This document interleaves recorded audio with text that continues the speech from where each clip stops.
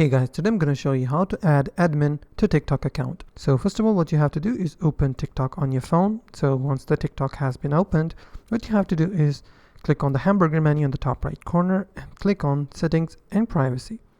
Now here you will see security and permissions. Click on security and permissions and then you'll be able to see two-step verification. Click on it.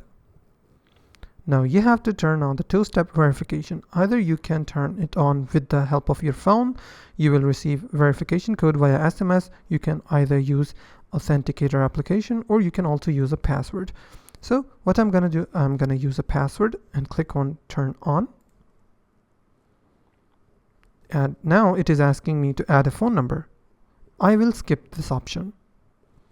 Now it is asking me add to trusted devices, which is my own device. So what I will do, I will simply click on add. Now you will see a new option called trusted devices. If I click on it, here I'll be able to see my admin account.